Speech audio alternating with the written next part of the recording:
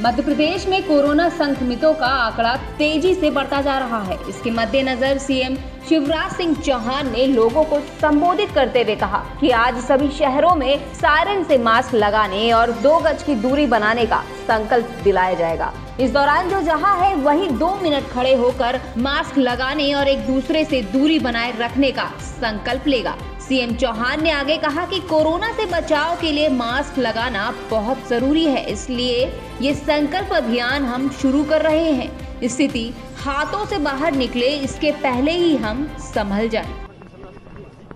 मेरे प्रिय बहनों और भाइयों, आज शहीद दिवस है। शहीद आजम सरदार भगत सिंह, श्रद्धेय सुखदेव, श्रद्धेय राजगुरु, इनको अंग्रेजों ने आज ही फांसी के फंदे पर लटकाया था। उन्होंने भारत माता के पैरों से परतंत्रता की बेड़ियां काटने के लिए अपना सर्वस्व न्योछावर कर दिया।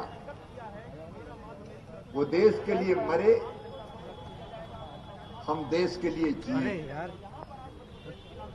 आज अमर शहीद हेमू कालानी जी का भी जन्मदिन है, डॉक्टर राम मनोहर लोहिया का भी जन्मदिन है। मैं उनके चरणों में श्रद्धा के सुमन अर्पित करता हूं। मेरे प्रिय बहनों और भाइयों, सभी प्रदेशवासियों से एक विनम्र अपील कर रहा हूं। कोरोना लगातार बढ़ रहा है फिर से। आज 1500 से ज्यादा पॉजिटिव प्रकरण आए हैं। भोपाल का आंकड़ा 400 को पार कर गया है। यह गंभीर संकट का संकेत है। हमको सावधान रहना होगा। अपने लिए, अपनों के लिए, अपने परिवार के लिए, अपने शहर के लिए, अपने प्रदेश के लिए, अपने देश के लिए। ये कोरोना वायरस खत्म नहीं हुआ, ये हवा में मौजूद है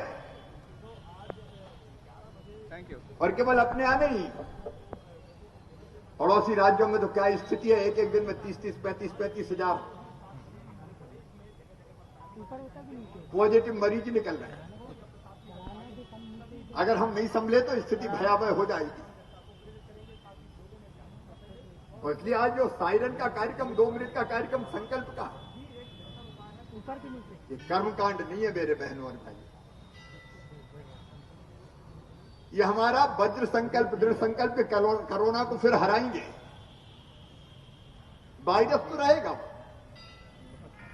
लेकिन उससे हम संक्रमित ना हो, ये उपाय हमको करने। और ये उपाय करने तो सबसे प्रमुख साधन है सुरक्षा का मास्क। इस मास्क को मजाक ना मानिए। अगर नाक और मुंह आपने कवर कर लिया तो वायरस आपके नाक और मुंह के माध्यम से फेफड़े में प्रवेश नहीं कर सकता। 90% से ज्यादा सुरक्षित रहेंगे आप मास्क लगाने भर से।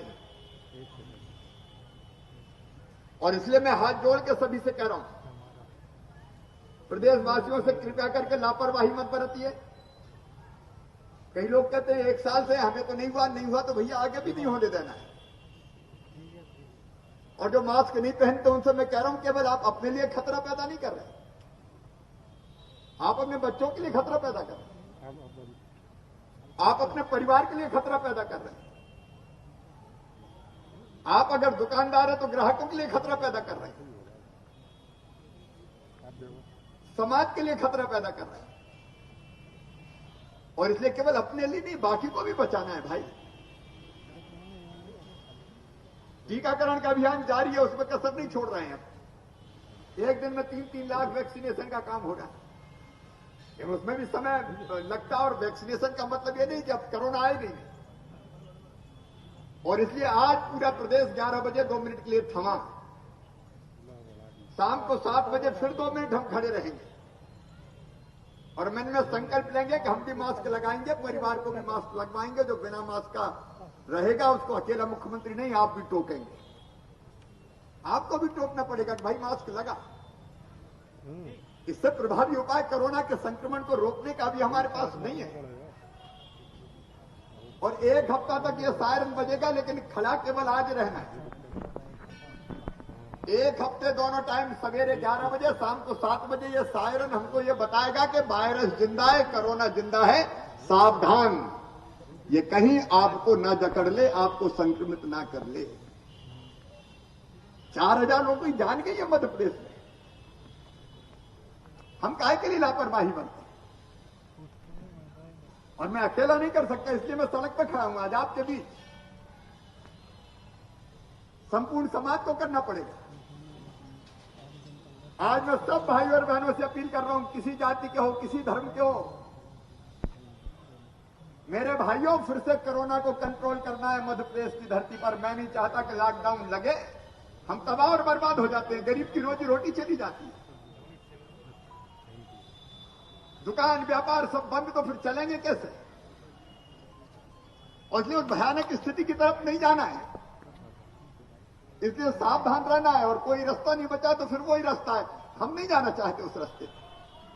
इसलिए संडे का लॉकडाउन लगे, लेकिन बाकी दिन व्यापार चले, काम चले, कारखाने चले, दुकानें चले, फुटपाथ पर काम करने वाले भाई बहन भी अपना सामान बेचे, अपनी जिंदगी चलाए।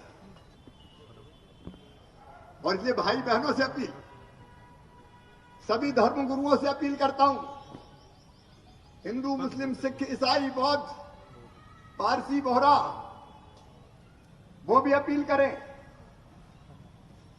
सारे राजनीतिक दलों से अपील करता हूं, भारतीय जनता पार्टी, कांग्रेस, बहुजन समाज पार्टी, गोंडवाना गणतंत्र पार्टी, कम्युनिस्ट पार्टी, सब इकट्ठे हो जाओ इस बात में। चुनाव के टाइम लड़ते रहेंगे, अभी सब इकट्ठे, क्योंकि लोगों को बचाना है।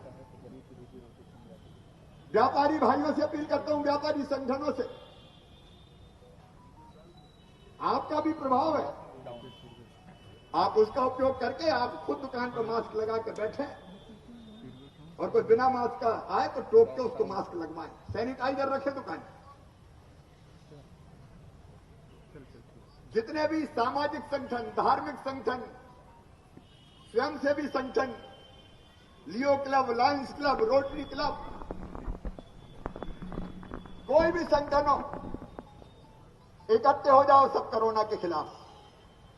लड़के से हराना है। और उपाय 3, मेरी सुरक्षा मेरा मास्क, सबसे प्रभावी उपाय।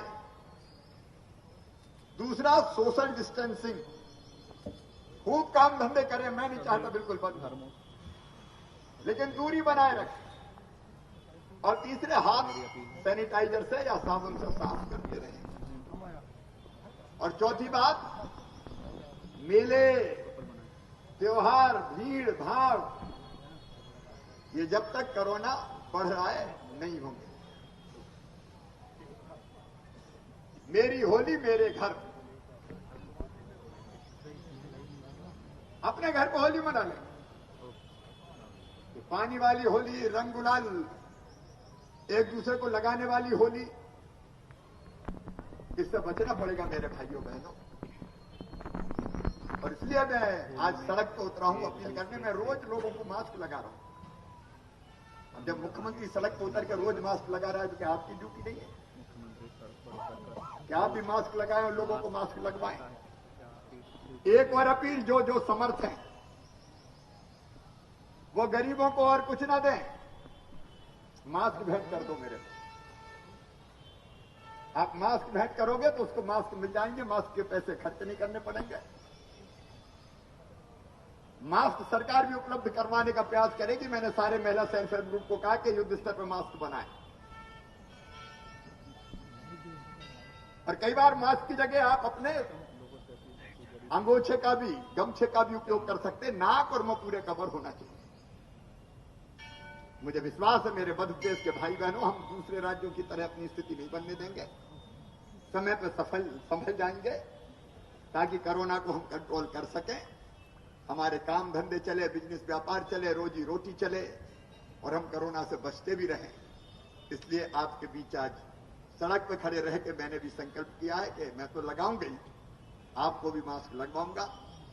दुकानदार गोले बनाए अपनी दुकानों के साथ, ताकि एक से ज्यादा ग्राहक आए तो अपनी बारी का इंतजार करें। आज मैं भी गोले बनाने निकलूंगा, क्योंकि हम सबको ही करना पड़ेगा। और मुझे विश्वास है पूरे समर्पण के भाव से हम निकलेंगे तो पहले भी कोरोना को हराया है, अब भी कोरोना को हराएंगे। कोरोना हारेगा और मानवता जीतेगी, यही आपसे प्रार्थना है।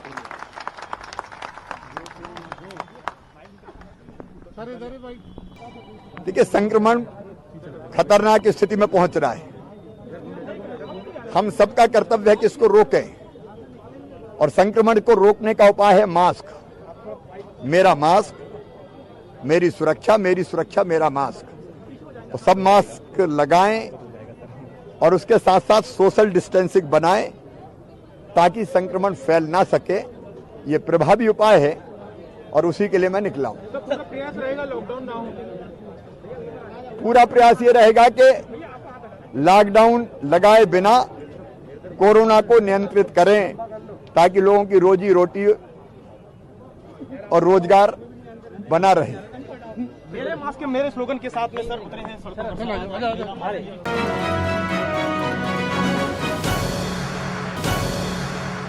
वहीं प्रदेश भाजपा अध्यक्ष आदेश गुप्ता ने नई आबकारी नीति के तहत उम्र सीमा को घटाने पर कड़ी आपत्ति जताई। कहा है कि आम आदमी पार्टी की सरकार दिल्ली को बर्बाद करने पर लगी हुई है।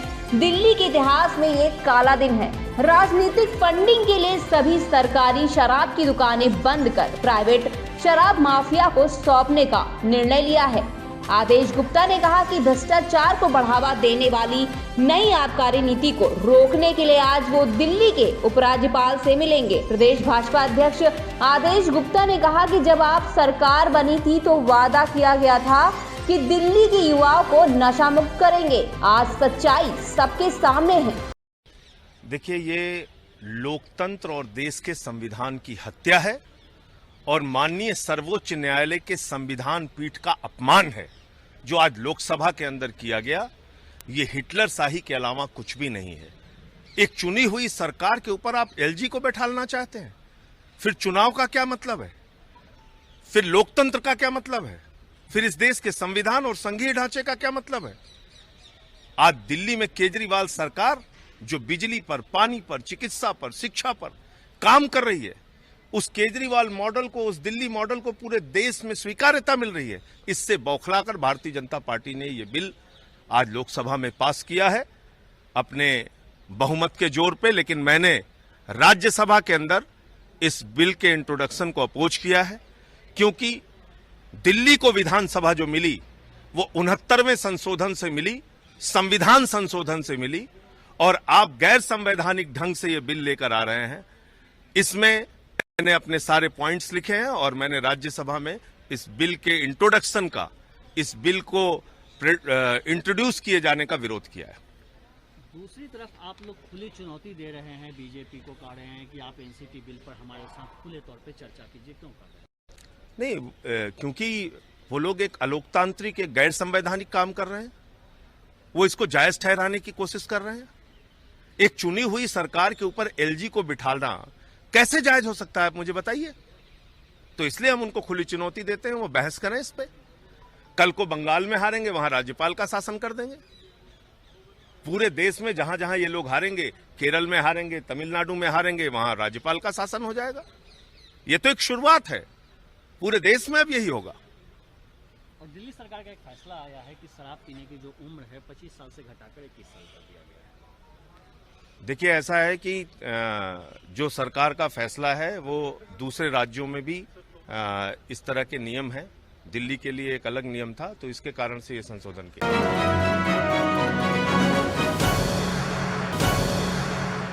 आम आदमी पार्टी के राज्यसभा सांसद संजय सिंह ने लोकसभा से राष्ट्रीय राजधानी राज्य क्षेत्र शासन संशोधन विधेयक 2021 को मंजूरी मिलने के बाद अब राज्यसभा में इसे न लाने की मांग की है। संजय सिंह ने राज्यसभा के चेयरमैन वेंकैया नायडू को पत्र लिखकर कहा कि लोकतंत्र और संविधान का अपमान करते हुए उपराज्यपाल को सरकार बताने वाला गैर संवैधानिक बिल पास किया गया है। साथ ही ये कहा कि इस गैर संवैधानिक बिल को राज्यसभा में ना लाया जाए। बता दें कि उन्होंने सभापति को भेजे पत्र में कहा कि दिल्ली की विधानसभा संविधान में 69वें संशोधन के बाद ये बनाया गया है, इसलिए इसमें साधारण विधेयक के जरिए बदलाव नहीं किया जा सकता। दिल्ली में लिकर कंजम्पशन की एज नोएडा उत्तर प्रदेश के बराबर कर दी जाए, तो ये एक एज गेटिंग एक इंटरनेशनल एक्सपीरियंस है, दुनिया भर में इसको लागू किया जाता है। सरकार को भी ये फायदा होगा